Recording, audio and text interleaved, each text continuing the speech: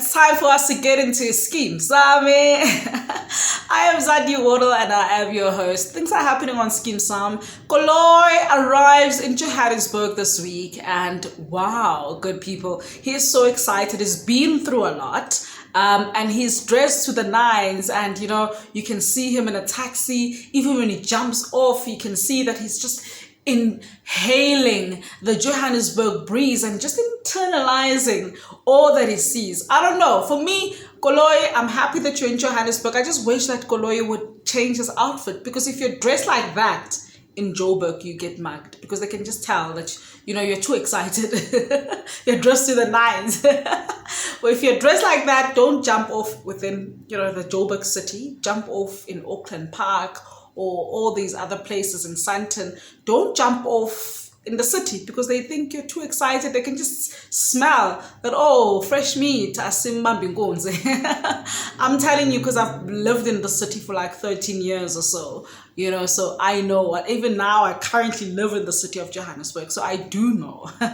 So don't be overdressed. I'm telling all the young people coming from different parts of South Africa to study, even the world, to come and study in Johannesburg at Wits, AFDA, you know, UJ, all these universities. Please be dressed normally. Don't attract, you know, too much, because you might get mugged, and that's not what we need. And be vigilant around your spaces. Put your phones far away, really deep away if you're walking in the inner city, and walk like you know exactly where you're going. And when you hear a whistle, change directions and find a safer place to walk at.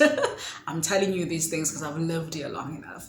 Otherwise, thank you so much for watching. I am Zandi Waddle and I am your host. Congratulations, Koloi. I'm so excited to see what happens next for him, because I know he works hard. You know, Koloi reminds me of, you know, many scenarios.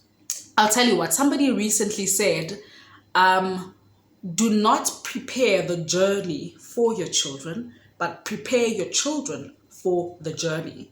I realized that children who really had a harsh, you know, maybe not a harsh, a strict background always become successful, though usually socially awkward, and that's where there's a disadvantage, but they usually become successful because their parents prepare them, or the hardships they encounter prepare them for the journey, as opposed to the parents who would prepare the journey for their kids. Their kids just become, you know, they don't have the skills, you know, to embark on the journey, because the journey was already prepared for them. And once the journey challenges, you know, everyone and even the parents, you know, the kids off ramp and it becomes a disaster. Why? Because the parents decided to prepare the journey for the kids. And if the parents die, God forbid, the kids become, you know, frustrated, get into all these things because the parents prepare the journey for them instead of preparing the kids themselves